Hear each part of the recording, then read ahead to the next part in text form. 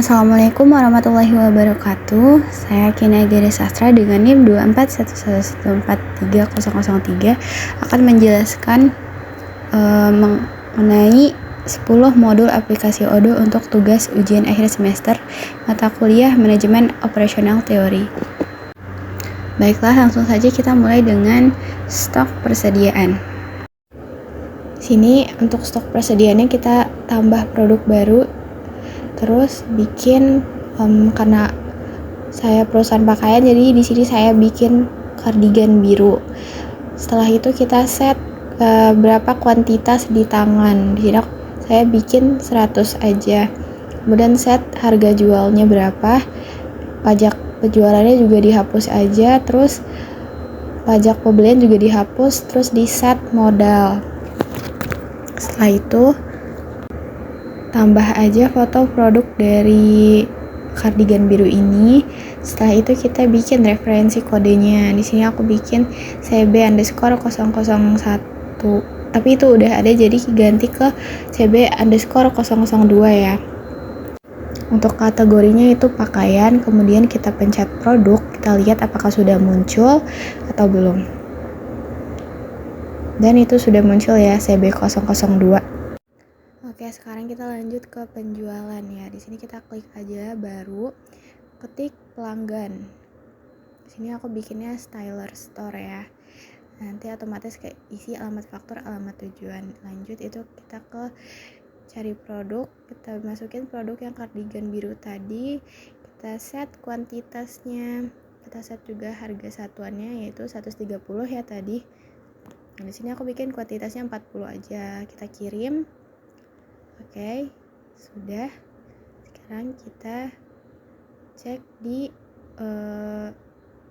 awal tadi. Nah, udah ada kan, berarti udah masuk. Oke, lanjut ke CRM. Kita klik aja baru. Kemudian kita bikin perusahaan. Nama perusahaannya di sini aku bikin perusahaan sastra ya. Setelah itu kita di sini aku bikin 10 juta. Kemudian kita tambah aja. Nah, itu. Kemudian kita klik 2 kali. Setelah itu, kalau sudah kita set probabilitasnya di 30%. Kemudian kita klik penawaran baru. Nah, udah muncul. Tambahkan produk, lalu kita masukkan produk yang kardigan biru CB002. Setelah itu kita kirim. Di sini kita bisa tambahkan emailnya ya. Kemudian tetapkan email dan kirim. Kita tunggu. Nah, kalau udah seperti ini kita konfirmasi saja langsung. Klik manufaktur dan itunya emang faktur reguler, terus buat faktur. Nah, setelah itu keluar draft seperti ini, kemudian kita klik saja konfirmasi. Keluar faktur pelanggan, kita kirim ke email tadi. Kita klik kirim lagi, kemudian kita tunggu.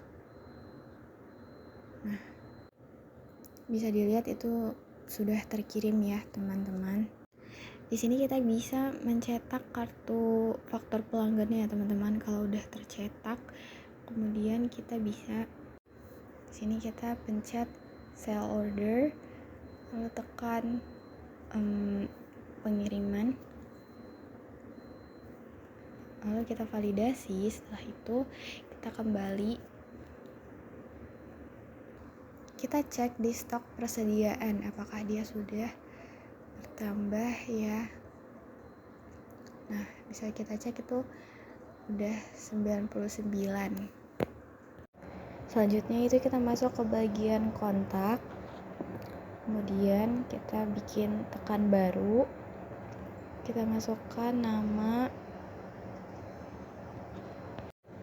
Kemudian masukkan email. Setelah itu kita buat alamatnya, itu kita bikin Indonesia ya. Setelah itu masukkan jabatan kerjanya apa, websitenya juga apa. Setelah itu langsung saja kita tekan simpan secara manual. Tapi sebelum itu kita buat perusahaannya, nama perusahaannya. Setelah itu kita simpan. Oke. Kembali lagi ke menu. Setelah itu kita tekan kalender. Nah, di kalender ini kita bisa membuat pertemuan, klik baru. Sini kita bikin contohnya meeting perusahaan ya. Kita set tanggalnya berapa, tanggal, bulan, dan tahunnya berapa. Kemudian set durasi. Sini set 1. Terus kemudian lokasinya itu kita bikin aja online meeting. Nah, nanti keluar linknya otomatis dari Odoo-nya. Setelah itu pilih peserta. Kalau sudah seperti ini, kita klik saja kirim email.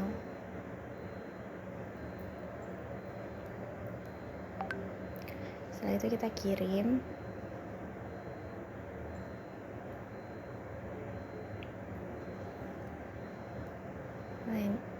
Lalu kita tekan di kalender itu. Kemudian kita, karena tadi aku bikinnya 2026, jadi di sini aku pindahin ke tahun ya.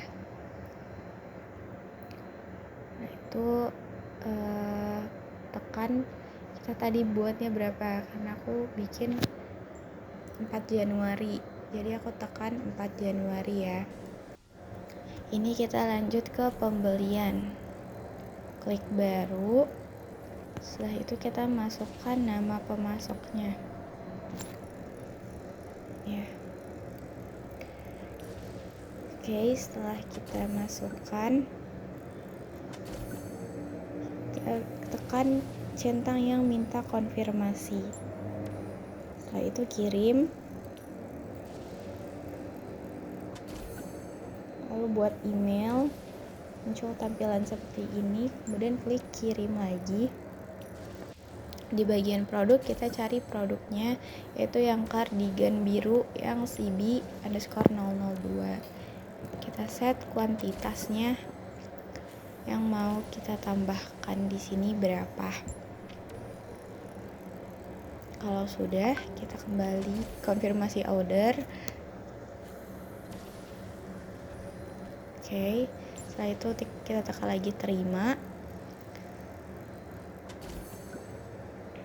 Validasi. Kemudian kita cetak. Setelah dicetak, kita kembali ke kita cek di bagian stok persediaan, apakah dia sudah bertambah atau belum. Nah, bisa dilihat itu udah bertambah ya, dari 99 menjadi 199. Sekarang kita lanjut ke bagian produksi. Klik saja baru, lalu kita bikin nama produk baru. Di sini aku bikin aja blouse pink. Lalu kita buat saja daftar kebutuhannya di sini, blouse pink juga. Lalu isi yang bagian tambahkan baris itu seperti material-material apa saja yang kita butuhkan untuk membuat blouse pink ini. Contohnya tuh seperti kain, benang, dan lain-lain seperti itu ya, teman-teman. Kemudian di sini yang pada bagian mengkonsumsi ini tuh berapa yang kita butuhkan untuk produknya. Di sini aku bikin untuk kain itu 150, benang 150 juga. Kalau untuk aksesoris itu aku lebih banyak daripada kain dan benang. Lalu itu kita set kuantitasnya. Sini aku bikin 150, kemudian tekan konfirmasi. Tekan lagi untuk bagian kuantitasnya. Lalu produksi semua. Oke. Jika sudah, kita tekan dan kita cek. Selanjutnya itu kita ke karyawan. Nah, di sini kita klik aja baru. Oke. Langsung saja di sini kita isi namanya, kemudian isi email. Untuk telepon kantor dan nomor HP itu tidak perlu ya. Lanjut, di sini kita bikin departemennya itu kita bikin aja administrasi ya teman-teman. Lalu jabatan kerjanya di sini aku bikin manajemen keuangan aja. Next itu kita pergi ke penggajian. Nah, di sini kita bisa bikin. Oke, di sini kita bikin tipe karyawannya itu karyawan dan kita set tanggalnya. Oke, di sini aku set aja 0,12, kemudian kita isi jenis kontraknya itu permanen. Oke. Kategorinya juga diisi dengan Indonesia Employee. Setelah itu kita pencet aja buat pengguna dan kemudian simpan. Oke, sudah. Kita kembali ke home. Oke, sekarang kita lanjut ke modul payroll, yang dimana modul payroll ini berhubungan dengan penggajian karyawan tadi agar bisa terjalankan. Sini kita tekan saja konfigurasi terus pengaturan. Di sini kita bisa mengatur mata uang dan metode pembayarannya. Setelah kita simpan, kita bisa membuat slip gaji. Kita buat entry draftnya terlebih dahulu. Kemudian tekan saja hitung lembar dan buat entry draft. Lalu tekan OK. Jika sudah, maka di sini kita masukkan nomor rekening banknya. Tidak harus kita isi asal saja ya di sini. Lalu di sini kita klik menjadi trusted. Oke. Setelah kita simpan, kita masuk ke slip gaji. Lalu kemudian kita bisa pencet saja bayar agar dia bisa lunas. Sekarang kita lanjut ke modul akuntansi. Nah, di sini pertama itu kita bisa melihat laporan konfigurasi di bagian akun. Nah, di sini kita bisa melihat nama akunnya, kemudian kita bisa cek pajak. Setelah itu kita juga bisa melihat termin pembayaran. Lanjut, kita bisa melihat neraca pembayaran di sini, laba dan rugi.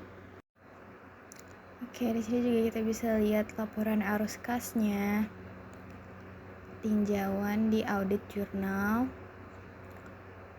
Nah, di sini juga bisa lihat pembayaran pelanggan yang sudah lunas. Yang mau kita bikin di sini adalah pembayaran pemasok ya. Nah, itu tadi aku udah bikin. Kita bikin aja pemasoknya tuh, aku bikin Tyler Store, terus jumlahnya 50. Kalau udah, kemudian kita bisa cek di stok persediaan untuk melihat pembayarannya itu sudah lunas. Di sini tekan saja produk dan kita bisa melihat pembayarannya sudah lunas. Dan kita bisa juga cek di sejarah pergerakan. Nah, di sini kita melihat akuntansinya juga sudah lunas. Oke. Baiklah, itu saja penjelasan mengenai 10 modul yang ada di aplikasi Odoo. Maaf jika ada kesalahan dan kekurangan. Assalamualaikum warahmatullahi wabarakatuh.